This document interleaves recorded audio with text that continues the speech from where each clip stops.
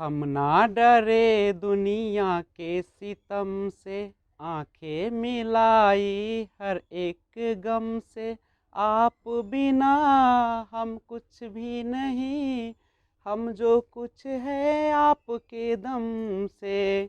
जीवन है क्या गीत बिना, जीवन है क्या गीत बिना। आप जो मेरे मीत न होते, होठों पे मेरे गीत न होते। आप जो मेरे मीत न होते, होठों पे मेरे गीत न होते। Hello friends, this is Vijay Rajpushp and welcome to Learner Eyes by BRP. आज मैं हिंदी अध्ययन शिक्षण शास्त्र के तहत चैप्टर 7 लेकर आया हूं, जिसके तहत शिक्षण सहायक सामग्री। देखिएगा, शिक्षण यानी पढ़ाना और सामग्री का मतलब होता है उसमें उपयोग होने वाली वस्तु। यानी जब एक शिक्षक पढ़ाने के दौरान जो कुछ भी मटेरियल, यानी जो कुछ भी पढ़ाई के दौरान एक शिक्षण या शिक्षण के दौरान जो सामग्री उपयोग में लाई जाती है, वो सारा का सारा जो होता है वो शिक्षण सहायक सामग्री के अंतर्गत आता है। चाहे वो कुछ भी हो, अगर उस क्लास के दौरान मोबाइल फोन का भी यूज किया जाता होगा, स्मार्ट बोर्ड का, डिजिटल बोर्ड का या किसी भी प्रकार का, तो वो सारा का सारा शिक्षण सहायक सामग्री के अंतर्गत आएगा। जैसे श्यामपट्ट है, चौक है, डस्टर है, मॉडल है, चार्ट पेपर है और बहुत सारे हो सकते हैं। जनरली शिक्षण अधिगम जो सामग्री होती है उसे हम ये 4 भागों में पढ़ेंगे। पहला, पाठ पुस्तक। चूंकि जब शिक्षण की बात आती है तो उसमें कोई ना कोई एक पाठ पुस्तक जरूर होती है। पठन पुस्तक होती है, अभ्यास प्रपत्र होते हैं जो कि बना रहता है जिसमें बच्चे अभ्यास करते हैं, व्याकरण अभ्यास प्रपत्र होते हैं, गृह कार्य और कक्षा कार्य के लिए होते हैं, अध्ययन पुस्तिकाएं होते हैं। लेकिन जब दृश्य सामग्री की बात करें, वैसे सामग्री जिसे देखा जा सके, तो उसमें आते हैं आपके चित्र आ सकते हैं, चार्ट आ सकते हैं, श्यामपट्ट आ सकते हैं, फ्लैश बोर्ड आ सकते हैं। और जब श्रव्य सामग्री की बात करते हैं तो जिसमें कह सकते हैं कि वैसा माध्यम सामग्री का जिसे हम सुन सकते हैं, रेडियो के माध्यम से, टेप रिकॉर्डर के माध्यम से, MP3 के माध्यम से, CD के माध्यम से, और बहुत सारी चीजें हो सकती है। दृश्य श्रव्य सामग्री में क्या है, दिखलाई भी देते हैं, देखा भी जा सकता है और सुना भी जा सकता है।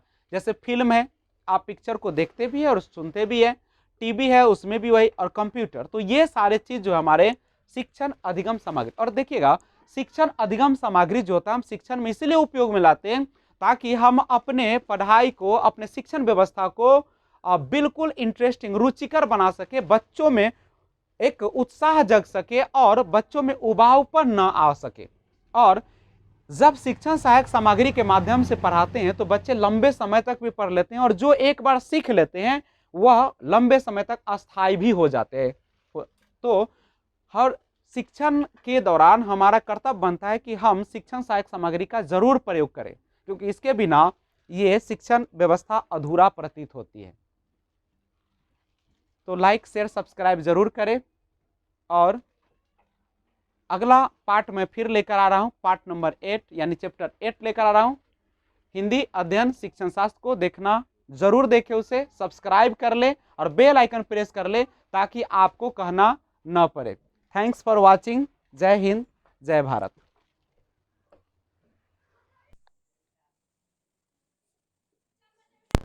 तुझसे बिछड़ के जिंदा है जान, बहुत शर्मिंदा है।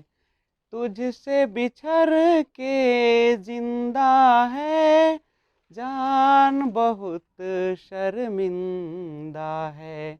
तकदीर दोपहरे में तेरी आहट दिल में आती थी, बारिश के इस दिल के अंदर रिमझिम राग सुनाती थी। अब हम और तकदीर दोपहरे, बीच में यादें जिंदा है जान, बहुत शर्मिंदा है। Hello friends, this is Vijay Rajpushp and welcome to Learner Eyes by BRP. तो आइए, हिंदी अध्ययन यानी शिक्षण शास्त्र के अंतर्गत आज हम आपके सामने लेकर आए हैं चैप्टर 8।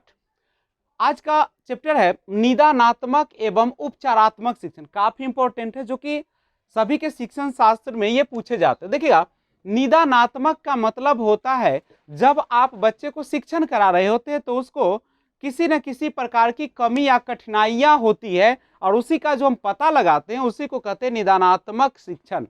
यानी हम निदान खोजते हैं, उसका कमी को उजागर करते हैं, और जब उस कमी का पता लगा लेते हैं कि बच्चे में क्या कमी है, बच्चे में क्या कठिनाई है, वह क्यों नहीं आगे की ओर बढ़ रहा है, क्यों नहीं इस शिक्षण विधि को समझ रहे हैं, जो पढ़ाई चल रहा है उसके बारे में दिक्कतें क्यों महसूस हो रहे हैं उसको, तो उसके लिए हम उपचारात्मक शिक्षण क्या होती है? जब कमी या कठिनाई का पता चल जाता है बच्चों में, तो हम क्या करते हैं कि उनको दूर करने के लिए जो शिक्षण विधियां अपनाते हैं वही उसका उपचारात्मक शिक्षण विधि कहलाता है या उपचारात्मक शिक्षण कहलाता है। ध्यान रखिएगा, जब भी आप शिक्षण प्रक्रिया में शामिल होते हैं तो उसमें दो प्रकार की चीजें पाई ही जाती है, कमी और कठिनाई रहता ही है, और हमारा कर्तव्य होता है कि हम उस कमी या कठिनाई को किस प्रकार से, किस शिक्षण विधि के द्वारा दूर कर दें। अगर आप इतना कर देते हैं तो वही आपका उपचारात्मक शिक्षण है। कमी का पता लगाना निदानात्मक, कारण को जानना निदानात्मक, और जब कारण का पता लगा कि उसका रोग निदान करके उसके बारे में जब हम यह सोचते हैं कि उसे कैसे ठीक किया जाए और उसके लिए जो हम शिक्षण विधि अपनाएंगे वह हमारा उपचारात्मक शिक्षण कहलाता है। अब याद रखिएगा, निदान जो होती है वह हमेशा उपचारात्मक शिक्षण से पहले होती है, और उपचारात्मक शिक्षण जो होती है वह हमेशा निदानात्मक शिक्षण के बाद आती है। कभी कभी ये क्वेश्चन डाल भी दी जाती है। तो देखिएगा, निदान और उपचार के समय शिक्षक का रवैया कैसा होना चाहिए? तो उसका रवैया सकारात्मक होना चाहिए, क्योंकि अगर शिक्षक जो है नकारात्मक विचार रखेंगे तो कभी भी बच्चे के जो निदान है उसको उपचार नहीं किया जा सकता है। क्योंकि जब तक आप जो है बच्चे को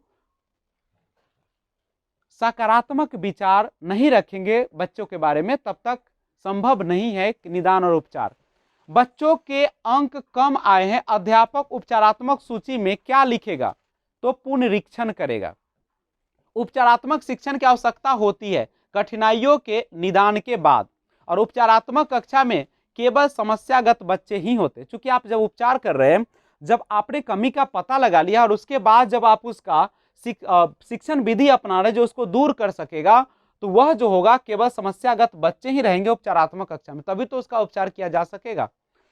तो मैं आशा करता हूं कि आपको यह वीडियो अच्छी लगी होगी। सब्सक्राइब कर दे और बेल आइकन को प्रेस कर दे। Thanks for watching. जय हिंद, जय भारत।